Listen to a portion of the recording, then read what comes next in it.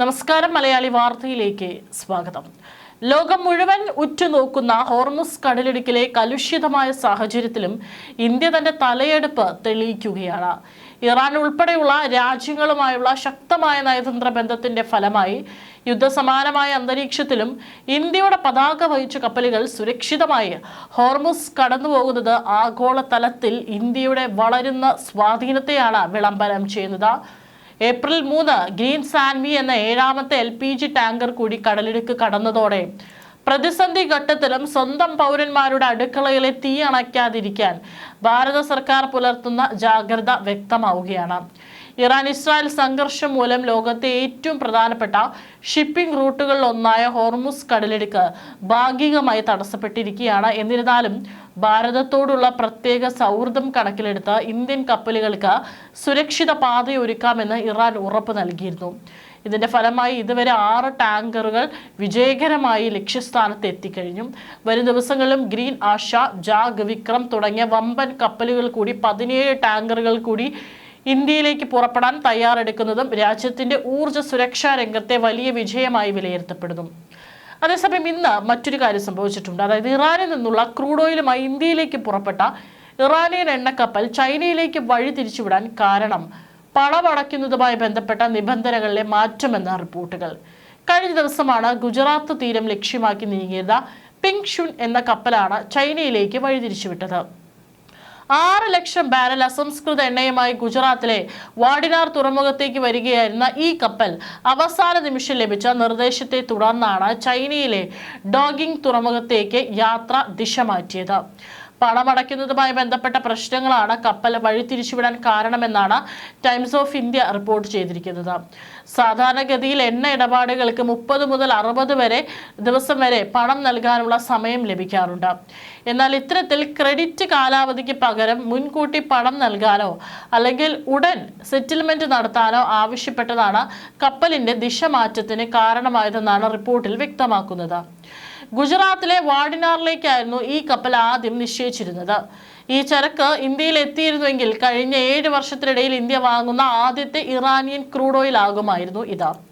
American ഉപരോധങ്ങൾ നിലനിൽക്കുന്നതിനാൽ രാജ്യാന്തര banking സംവിധാനമായ സ്വിഫ്റ്റ് ഉപയോഗിക്കാൻ കഴിയാത്തതും ഇറാനുമായുള്ള വ്യാപാരത്തിന് വലിയ വെല്ലുവിളിയാണ്. കുറഞ്ഞ കാലയളവിലേക്ക് ഉപരോധങ്ങളിൽ ഇളവ് ലഭിച്ച സാഹചര്യത്തിലാണ് ഇന്ത്യൻ കമ്പനികൾ ഈ എണ്ണ വാങ്ങാൻ ശ്രമിച്ചത്.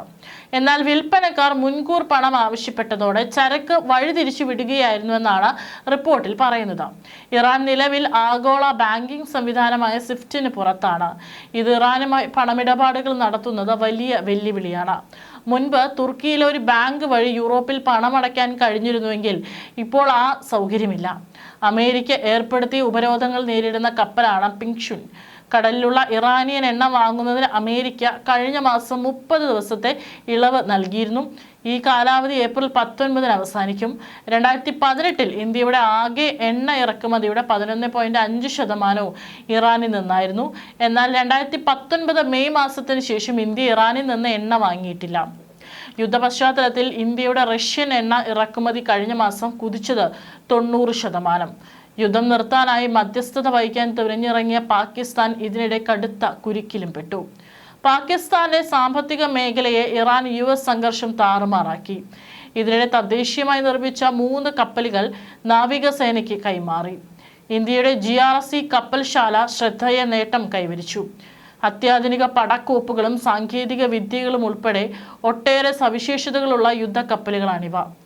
ഇന്ത്യയിലേക്കുള്ള റഷ്യൻ എണ്ണ ഇറക്കുമതി ഫെബ്രുവരിയെ അപേക്ഷിച്ച് മാർച്ചിൽ 90% വർദ്ധിച്ചു. 10.42 ലക്ഷത്തിൽ നിന്ന് 19.75 ലക്ഷം ബാരലായാണ് വർധനയെന്ന് വിപണി ഗവേഷകരായ കെപ്ലറിന്റെ കണക്കുകൾ വ്യക്തമാക്കി. ഇന്ത്യയിലേക്ക് ഏറ്റവും അധികം എണ്ണ എത്തിക്കുന്ന രാജ്യമെന്ന നേട്ടം റഷ്യ മാർച്ചിലും നിലനിർത്തി. 5.72 ലക്ഷം ബാരലുമായി സൗദി അറേബ്യയാണ് രണ്ടാമത്. 3ാം സ്ഥാനം ആഫ്രിക്കൻ രാജ്യമായ അങ്കോള സ്വന്തമാക്കി. 3.27 ലക്ഷം ബാരലാണ് അങ്കോളയിൽ നിന്നെത്തിയത്. കഴിഞ്ഞ മാസം വർധന കുറിച്ചത് റഷ്യയും അങ്കോളയും മാത്രം. ഇറാഖ്, UAE, US, നൈജീരിയ എന്നിവിടങ്ങളിൽ നിന്നുള്ള ഇറക്കുമതി കുറഞ്ഞു. ഇന്ത്യയുടെ ആകെ ക്രൂഡ് ഓയിൽ ഇറക്കുമതി കഴിഞ്ഞ മാസം 15% താഴ്ന്നിട്ടുണ്ട്. ഇതുകൂടാതെ ഇന്ത്യ പുതിയ സ്രോതസ്സുകൾ വാതകത്തിനായി ദ്രവീകൃത പ്രകൃതി വാതകത്തിനായിട്ട് ഇന്ത്യ പുതിയ സ്രോതസ്സുകൾ കഴിഞ്ഞ മാസം തേടി എന്നതും ശ്രദ്ധേയമാണ്. ഖത്തറിൽ നിന്നായിരുന്നു ഇന്ത്യ കൂടുതലും LNG വാങ്ങിയിരുന്നത്. കഴിഞ്ഞ മാസം US, ഒമാൻ എന്നിവിടങ്ങളിൽ നിന്നുള്ള ഇറക്കുമതി വർദ്ധിച്ചു. നൈജീരിയ, അങ്കോള എന്നീ ആഫ്രിക്കൻ രാജ്യങ്ങളിൽ നിന്നുള്ള ഇറക്കുമതിയും ഉയർന്നു. LPG ഇറക്കുമതി മാർച്ചിൽ 40% കുറഞ്ഞു. അതേസമയം കടൽ കടന്നുള്ള എണ്ണ വ്യാപാരത്തിൽ ചില അപ്രതീക്ഷിത മാറ്റങ്ങളും സംഭവിക്കുന്നുണ്ട്.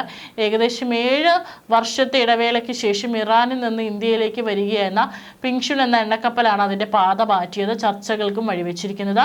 6 ലക്ഷം ബാരൽ ക്രൂഡ് ഓയിലുമായി ഗുജറാത്തിലെ വാഡിനാർ തുറമുഖത്തേക്ക് എത്തേണ്ടിയിരുന്ന ഈ കപ്പൽ ഇപ്പോൾ ചൈനയിലെ ഡോങ്ങിലേക്കാണ് തിരിച്ചുവിട്ടിരിക്കുന്നത്. അമേരിക്കൻ ഉപരോധ ഭീഷണികൾ നിലനിൽക്കുന്ന സാഹചര്യത്തിൽ ഇത്തരം മാറ്റങ്ങൾ സ്വാഭാവികമാണെങ്കിലും ഇത് ഇന്ത്യയുടെ ഇറക്കുമതി തന്ത്രങ്ങളെ എങ്ങനെ ബാധിക്കുമെന്നും വിദഗ്ധർ ഉറ്റുനോക്കുന്നു. ഹോർമുസ് കടലിടുക്കിലെ സുരക്ഷ ഉറപ്പാക്കുന്നതിനായി ഐക്യരാഷ്ട്രസഭയിൽ നടക്കുന്ന ചർച്ചകളിലും ഇന്ത്യയുടെ നിലപാട് നിർണായകമാണ്. ബഹ്റൈൻ അവതരിപ്പിച്ച സുരക്ഷാ പ്രമേയത്തിന്മേലുള്ള വോട്ടെടുപ്പ് മാറ്റിവെച്ചതും അന്താരാഷ്ട്ര തലത്തിലെ രാഷ്ട്രീയ ചതുരംഗ കളിയെയാണ് സൂചിപ്പിക്കുന്നത്.